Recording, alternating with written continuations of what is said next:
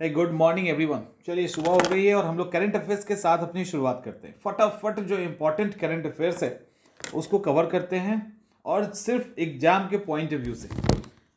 पहला क्वेश्चन है कि वैश्विक असमानता, इंग्लिश हिंदी दोनों चल रहे हैं, वैश्विक असमानता अनुसंधान पुरस्कार से कितने व्यक्तियों को सम्मानित किया गया? 2, 4, 8 और 11। तो व्यक्तियों हैं तो बात ही खत्म हो गई, तो कम से कम 2 तो होंगे ही, तो पकड़ लेते हैं इसी को। ए आंसर होगा आपका 2। इन दोनों में पहला नाम किसका है? बीना अग्रवाल। पहला बीना अग्रवाल और दूसरा नाम है जेम्स बॉयस। अब सवाल है कि ये प्राइज किस इंटेंशन से दिया जाता है। देखिए, सोशल एंड एनवायरमेंटल सेक्टर के अंदर जो डिफरेंस है ना, असमानता है, उनको समझते हुए जो महत्वपूर्ण योगदान देते हैं उनको ये प्राइज दिया जाता है। जिनको भी प्राइज मिलता है, जैसे इनको प्राइज मिला है, तो इनको प्राइज लेने के लिए और 2024 में पेरिस में जो सम्मेलन होने वाला है वहां पे इनको इनवाइट भी किया गया है। तो ये फैक्ट है। अब ये जो GIAR पुरस्कार है, इसको ऐसे GIAR पुरस्कार है, इसमें अलग अलग एस्पेक्ट से जो असमानताएं चल रही है, डिफरेंस चल रहा है, उसको देखने के लिए, उसको जो उस पर जो स्टडी करता है उनको ये दिया जाता है। इसके साथ 2 काफ़ी है ना, तो 2 नाम याद रखिए, बीना अग्रवाल और James boys.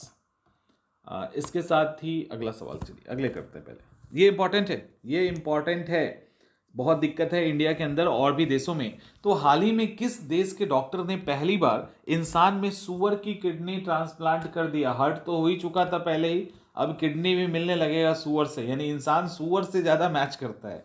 America, Britain, Japan, Netherland. तो ये कांड किया है, कांड नहीं कारनामा कहिए, ये कारनामा किया है अमेरिका के डॉक्टर ने, और दुनिया में पहली बार ऐसा हुआ है। आजकल तो सब कुछ पहली बार हो रहा है ना। दुनिया में पहली बार हुआ है कि इंसान में सुअर के किडनी को ट्रांसप्लांट कर दिया सो तो ठीक है, सक्सेसफुली हो गया। यहाँ पे दिक्कत ये है कि एक इंसान का दूसरे इंसान का किडनी रिजेक्ट कर दिया जाता है, लेकिन सुअर का किडनी, और वो भी पता है 62 एज के जो व्यक्ति थे उनके अंदर डाला गया है। 62 एज के व्यक्ति के अंदर इसको डाला गया है, पहली बार ऐसा हुआ है और ये सफल प्रत्यारोपण है। इसके लिए सुअर की जो किडनी थी अस्थायी रूप से इसमें बहुत सारे कैलकुलेशन, को छोड़ दीजिए, इसमें जाने की हम लोग को जरूरत नहीं, जीएस पॉइंट ऑफ व्यू से है ना। तो आंसर होगा ए, आंसर होगा अमेरिका। बस एक ही चीज जाना है, मैसाचुसेट्स का जो जनरल हॉस्पिटल है वहां पे ये काम किया गया था। आगे चलते हैं। सूरत डायमंड बोर्स, सूरत डायमंड बोर्स, इसमें अध्यक्ष चुना गया है। किसको चुना गया है, ये सवाल आपसे पूछा गया है। अध्यक्ष शिवम गणपति, गोविंद ढोलकिया, रमन नागपति, सौरभ शुक्ला। किसको चुना गया है? तो आंसर इज क्या, what, B, Govind Dholakia. Govind Dholakia, basically Govind Dholakia Gujarat में राज्यसभा सांसद भी हैं, गुजरात के राज्यसभा सांसद भी हैं। सूरत डायमंड बोर्स, जिसको SDB भी कहते हैं, उनको नियुक्त कर लिया है। और इसमें इसका फैक्ट ये है कि इसके पहले लखानी साहब थे, लखानी साहब ने रिजाइन कर दिया, तो इनको पकड़ा गया कि आ जाइए भैया, तो इन्होंने कहा ठीक है आते हैं। और ऐसा नहीं है कि इनको ये पॉलिटिशियन, इसलिए इनको हीरे के सेक्टर का बहुत अच्छा समझ है, ढोलकिया साहब को इनको चुना गया है। भारतीय पैडलर जी साथियान, जी साथियान, इसको देख लीजिए, ये इंपॉर्टेंट है, इंपॉर्टेंट नहीं, वेरी वेरी इंपॉर्टेंट है। यहाँ पे देखो, इंडियन पैडलर जी साथियान ने WTT फीडर सीरीज इवेंट में पुरुष एकल ट्रॉफी जीता है। और ये जीतने वाले कौन से नंबर के भारतीय हैं? क्या पहले हैं, दूसरे हैं, 8 में हैं, 11 में हैं, कौन से हैं? तब इतना इंपॉर्टेंट अगर VVI है तो फिर पहले ही होंगे ना। तो जी साथियान जो भारतीय स्टार पैडलर हैं, इन्होंने जो पुरुष एकल ट्रॉफी है WTT फीडर सीरीज का, उसको जीत लिया है। अब सवाल है कि ये वाला जो ट्रॉफी था, फीडर ट्रॉफी, ये कहाँ हुआ है? तो ये लेबनान में हुआ है, लेबनान, और लेबनान की राजधानी बेरूत में इसको खेला गया था। और इसने, और कमाल की बात है कि एक और अच्छी बात यह है कि उसमें जो इन्होंने हराया तो वो भी इंडिया का ही था, उनका नाम मानव ठक्कर है। तो मानव ठक्कर को हरा के इन्होंने जीत लिया है, और ये पहला ऐसा मुकाबला है जिसमें हुआ, और साथ में दोनों इंडियन, तो कोई ना कोई इंडियन ही जीतता। तो ये पहली सफलता है। और इसके साथ ही बेरूत में जो WTT फीडर इवेंट हुआ, उसमें साथियान जो हैं उनकी भी ये इस तरह से टाइटल वाली पहली सफलता है, तो ये इम्पॉर्टेंट है। और दूसरा तरफ अगर कुछ और फैक्ट्स को देखना चाहो तो जिया लियान नी, जिया सुन लीजिए अच्छे से, जिया लियान नी महिला एकल में इन्होंने इसको जीता है। बस इतना काफ़ी है। अब चलते हैं आगे। अंतरिक्ष दूरबीन जिसने हाल ही में शिव और शक्ति नामक तारों के दो प्राचीन धाराओं को खोजा है, यह दूरबीन किससे संबंधित है? अंतरिक्ष दूरबीन ने, अच्छा यहाँ पे गैया होगा, गैया नहीं है, देखो अंतरिक्ष दूरबीन गैया, ठीक है, गैया अंतरिक्ष दूरबीन ने हाल ही में शिव शक्ति नामक तारों की दो प्राचीन धाराओं को खोजा है। इसका संबंध दूरबीन का किससे? नासा से, यूरोपीय अंतरिक्ष एजेंसी से, रूस की अंतरिक्ष एजेंसी से या भारत की अंतरिक्ष एजेंसी से? आंसर इज बी, रूस, यूरोप की अंतरिक्ष एजेंसी से। यूरोप की अंतरिक्ष एजेंसी ने गैया, ये एक स्पेस टेलीस्कोप है, इसको भेजा गया था। इसने बहुत पहले ही शिव और शक्ति नामक तारा को ढूंढा था और ये शिव और शक्ति तारा 12 अरब साल पहले बना था। जर्मन के Max Planck institute for astronomy के अंदर जो मल्हान साहब हैं, जर्मन के मैक्स प्लैंक इंस्टीट्यूट के अंदर जो मल्हान थे, उनके नेतृत्व में इसको खोजा गया था। तो दरअसल इसको खोजने से आकाश गंगा को लेकर जो हमारी समझ है वो और ज़्यादा पता चलेगा, उसके बारे में और ज़्यादा डिटेल पता चलेगा। और 12 साल पहले, जो 12 अरब साल पहले इन दोनों को, शिव और शक्तियों की, शक्ति जो थे उनका निर्माण हुआ था। तो ये फैक्ट है। और इसके साथ अब इसमें अंदर बहुत जाने की जरूरत नहीं, देखो ज़्यादा दिमाग नहीं खराब करना है, जो समझने की चीज़ें होंगी ना उस पर हम लोग ज़्यादा डिस्कस करेंगे। जो एक दो लाइन की बात है तो उसको करके हम लोग आसानी से निकल जाएंगे।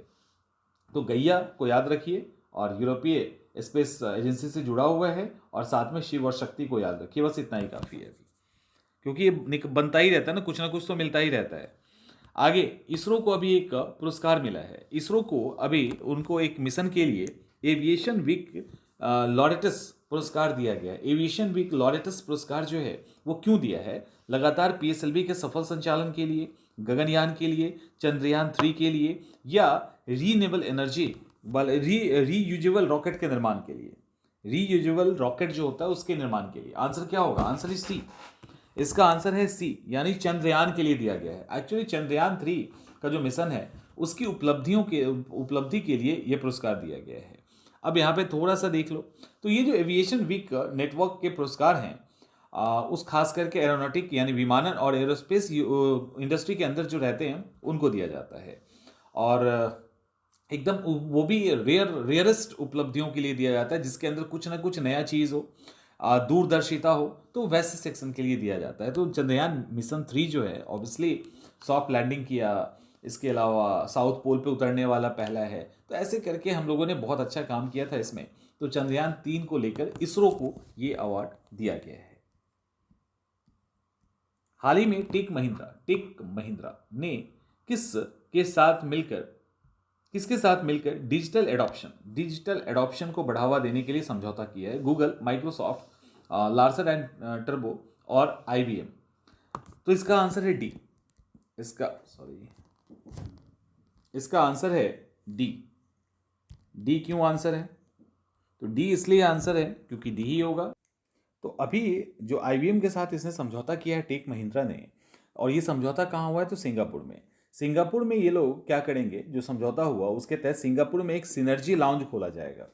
और इस सिनर्जी लाउंज का उद्देश्य होगा APAC में जो इंडस्ट्रीज़ हैं वो आगे जाके नई टेक्निक का यूज़ करें, like hybrid cloud, automation, intelligence automation, lounge AI, 5G, AI computing, cyber सुरक्षा जैसे तकनीक को फोकस करके अभी टेक महिंद्रा ने IBM के साथ मिलकर ये सिंगापुर में सिनर्जी लाउंज की शुरुआत की है। तो इसका मकसद ये है कि आगे इस तरह की तकनीक को कंपनियों के द्वारा अपनाना, उसमें डिजिटल, मतलब इस तरह से डिजिटल जो तकनीक है उसको अपनाने को प्रोत्साहित करना, और उसको लेकर ये लोग काम करेंगे। तो इसके लिए एक एग्रीमेंट हुआ है, इतना काफ़ी है।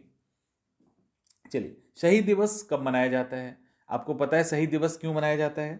21, 22, 23 या 24? तो आंसर होगा सी, 23 को शहीद दिवस क्यों मनाया जाता है? शहीद दिवस 3 लोगों के डेथ के कारण मनाया जाता है। सुखदेव, भगत सिंह और राजगुरु, आपको याद होंगे। तो 23 मार्च 1931 को इनको फांसी की सजा हुई थी। और गांधी जी को लेकर बड़ा ही नाराजगी था लोगों में, क्योंकि गांधी इरविन पैक्ट कब होता है? 5 मार्च 1931। तो लोग इसलिए गांधी जी पे काफ़ी गुस्सा थे। जब 5 मार्च 1931 को आपने इरविन के साथ पैक्ट किया तो भगत सिंह को बचाने की कोशिश क्यों ना की। तो उसी के याद में शहीद दिवस मनाया जाता है 23 मार्च, 23 मार्च 1931 को ये काम हुआ था। चलिए आगे चलते हैं। अभी एक सवाल है कि हाल ही में यूरोपोल और भारत के किस संस्था ने अंतर्राष्ट्रीय अपराध से निपटने के लिए सहयोग बढ़ाने हेतु एक व्यवस्था पे हस्ताक्षर किया है। सहयोग बढ़ाने हेतु किसने? डीआरडीओ ने, सीबीआई ने, आईबी ने या दिल्ली पुलिस ने? इसका आंसर होगा बी, सीबीआई के द्वारा।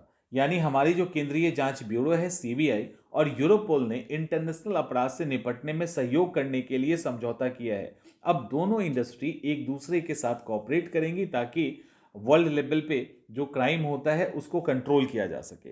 जो भी जिनके पास इंफॉर्मेशन होगा, जितनी तकनीक होगी, सब एक दूसरे के साथ शेयर करेंगे और इस तरह से 30 से अधिक तरह के अलग अलग अपराधों को इन्होंने एक दूसरे के साथ मिलकर सॉल्व करने को लेकर डिसीजन लिया है।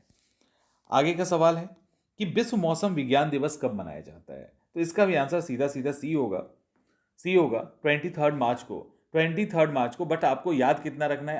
आपको एक ही चीज रखना है, इस साल की थीम क्या है। इस साल की थीम है, मतलब इस साल का सब्जेक्ट क्या है? जलवायु कार्रवाई की अग्रिम पंक्ति में, जलवायु कार्रवाई की अग्रिम पंक्ति में, ये इस साल का थीम है। 1950 में विश्व मौसम संगठन जो WMO है उसको जब सेट किया गया, मतलब उसकी जब स्थापना हुई थी, उसी के कारण, उसी के याद में ये मनाया जाता है विश्व मौसम दिवस। और ये जो विश्व मौसम विज्ञान दिवस है, तो इस बार का जो सब्जेक्ट है, तो इस तरह के जो भी दिवस आएंगे ना, तो उसके लिए उस साल के जो सब्जेक्ट होंगे इंपॉर्टेंट, उसको आप लोग देख लीजिएगा। इसके लिए जो सब्जेक्ट है वो है जलवायु कार्रवाई की अग्रिम पंक्ति में। पेरिस ओलंपिक के लिए शरद कमल पेरिस ओलंपिक के लिए भारतीय ध्वजवाहक चुना गया है। वो किस खेल से संबंधित है? शरद कमल, क्रिकेट, टेबल टेनिस, फुटबॉल या बैडमिंटन? हम लोग क्रिकेट को ज़्यादा देखते तो क्रिकेट की तरफ ज़्यादा ध्यान रहता है, और भी लोग बहुत अच्छा कर रहे हैं, उधर भी ध्यान देने की जरूरत है। और answer is B, table tennis. Sharath Kamal जो आगामी पेरिस 2024 ओलंपिक होगा ना, उसके अंदर इनको ध्वजवाहक बनाया गया है। भारतीय टीम का ध्वजवाहक इनको बनाया गया है और ये इंपॉर्टेंट है। ये अभी 88 नंबर पे, अभी 88 नंबर पे हैं और 10 बार राष्ट्रीय टेबल टेनिस चैंपियनशिप इन्होंने जीती है। ये एक रिकॉर्ड है। और इसके साथ जो कॉमनवेल्थ गेम होता है उसमें 7 स्वर्ण माने 7 गोल्ड मेडल सहित 13 पदक जीते हैं। तो इन्होंने कमाल का काम किया है, लेकिन क्रिकेटर नहीं है ना, इसीलिए नहीं सुन पाते हैं। ठीक है, इसलिए नहीं हो पाता है। और इसके साथ ही इसमें थोड़ा सा और फैक्ट को याद रखिएगा कि MC मैरी कॉम, ठीक है, MC मैरी कॉम को भी इसी के लिए याद रख लीजिए। MC मैरी कॉम भी सुर्खियों में आ गई हैं क्योंकि MC मैरी कॉम को पेरिस 2024 का जो खेल होने वाला है, ठीक है, पेरिस 2024 का जो ओलंपिक में खेल होने वाला है, उसके लिए सेफ डे मिशन के रूप में नॉमिनेट किया गया है। एकदम से ध्यान रखना कि ये जो मैरी कॉम है, इसने रिकॉर्ड बना दिया है, इतिहास में पहली मुक्केबाज हैं ये जो 6 वर्ल्ड टाइटल इन्होंने लिया है। तो ये छोटी बात नहीं है, वो भी शादी और बच्चे के बाद। तो इनको भी ओलंपिक के लिए जो होना है उसके लिए सेफ डे मिशन के लिए घोषित किया गया है। तो ये इंपॉर्टेंट है। चलिए आगे चलते हैं। साइमन हैरिस आयरलैंड के सबसे, अब क्या है, मैंने बोल ही दिया तो क्या फायदा है। Answer is A, Simon Harris हाल ही में आयरलैंड के प्रधानमंत्री बने हैं और आयरलैंड के सबसे यंग प्राइम मिनिस्टर बने हैं। और मतलब अचानक से मतलब जो ना अप्रत्याशित कहा जाता है कि इन्होंने लियो वराडकर, ठीक है, लियो वराडकर के हटने के बाद ये तुरंत उम्मीदवार के दौर में आए और 37 के एज में ही ये प्राइम मिनिस्टर बन गए। तो हैरिस आयरलैंड की सबसे कम उम्र में प्रधानमंत्री बनने वाले हैं। अगर इनका बैकग्राउंड देखा जाए तो हैरिस जो हैं फाइन गेल के सदस्य हैं। उनकी युवा शाखा से बिलोंग करते थे। इनकी ग्रेजुएशन भी पूरी नहीं हुई। तो ऐसा नहीं कि इंडिया में ही पढ़े लिखे लोग नेता नहीं बनते हैं, दुनिया में बहुत सारे ऐसे जगह हैं, बट ग्रेजुएशन पूरी नहीं हुई इसका मतलब है कि ग्रेजुएशन तक तो वो पहुंचे थे। तो ये सारे फैक्ट्स हैं। तो इतना काफ़ी है, ठीक है। अब इसके अंदर कहाँ जाओगे, बस साइमन हैरिस को याद रखिए, आयरलैंड के हैं और इन्हों वहाँ के सबसे युवा प्राइम मिनिस्टर बन गए हैं। भारत की महिला खिलाड़ी, ये इंपॉर्टेंट फैक्ट है, ये भी वीवीआई है, ध्यान से सुनिए। भारत की महिला खिलाड़ी नैना जेम्स ने इंडियन ओपन की किस प्रतियोगिता में गोल्ड मेडल जीता है? और ये इंपॉर्टेंट है, किसने जीता है? दौड़ में, स्विमिंग में, जंप में या टेबल टेनिस में? तो आंसर इज सी। अब ये जो नैना जेम्स है ये कहाँ से हैं? भारत की हैं, केरल से हैं। और लंबी कूद वाला जो प्रतियोगिता हुआ था ना लॉन्ग जंप में, इन्होंने 6.67 मीटर का उनका अपना पर्सनल रिकॉर्ड इन्होंने बना के गोल्ड मेडल जीत लिया है। ये तीसरी भारतीय ओपन जंप प्रतियोगिता में महिला की कूद में इन्होंने सबसे अच्छा अंक दर्ज करते हुए स्वर्ण पदक जीता है। ये एक तरह से उनका जो पिछले 6.65 का रिकॉर्ड था उसके बाद इन्होंने रिकॉर्ड तोड़ा है, और वो भी 7 साल के बाद। बस अंजू बेबी जॉर्ज का जो रिकॉर्ड है ना उससे ये 16 सेंटीमीटर पिछड़ गई, और जो वर्ल्ड लेवल पे रिकॉर्ड है उसका नाम है पेरिस मार्क, उससे 90 सेंटीमीटर से पीछे रह गई, अदरवाइज निकल गई होती। और कई सारे लोगों को तो पीछे छोड़ ही दिया इन्होंने। तो बस यही जानना है कि इंडिया के अंजू बेबी जॉर्ज इनसे आगे है, और ओवरऑल पेरिस मार्क जो है वो आगे हैं। तो अंजू बेबी जॉर्ज से भी वो 3 सेंटीमीटर आगे हैं, इतना ही तो फैक्ट है भाई। अवार्ड मिल गया है किसी को, चलो उसको देखते हैं। पहले इसको देखिए, मरियम मेनन मैथ्यू, इनको डिजिटल न्यूज पब्लिशर्स एसोसिएशन का अध्यक्ष चुना गया है। किस पत्रिका से संबंधित है? क्रॉनिकल, मनोरमा, सहेली, प्रतियोगिता दर्पण। बी, इस मैगजीन को जो मनोरमा है ना, इसको यूपीएससी वाले बड़ा अच्छे से समझते होंगे। वो भी अब तो कम हो गया है, पहले एक ट्रेंड था मनोरमा पढ़ने का। तो ये मनोरमा जो ऑनलाइन है ना उसके सीईओ मरियम मेमन मैथ्यू को डिजिटल न्यू पब्लिशर्स एसोसिएशन का नया अध्यक्ष चुना है। अब ये 2 साल के लिए चुनी गई हैं। 1 अप्रैल से 2024 से इनको उसके अंदर रखा गया है। पहले उपाध्यक्ष के रूप में ऑलरेडी ये काम कर चुकी हैं। ये बेसिकली इनका प्रमोशन हुआ है अध्यक्ष के रूप में। ये इंपॉर्टेंट है, इतना काफ़ी है। तो मनोरमा ऑनलाइन से इनका संबंध रहा है। चलिए मोदी जी को गिफ्ट अवार्ड दिलवाते हैं। मोदी जी बोल ही दिया मैंने तो कहानी खत्म है फिर। Order of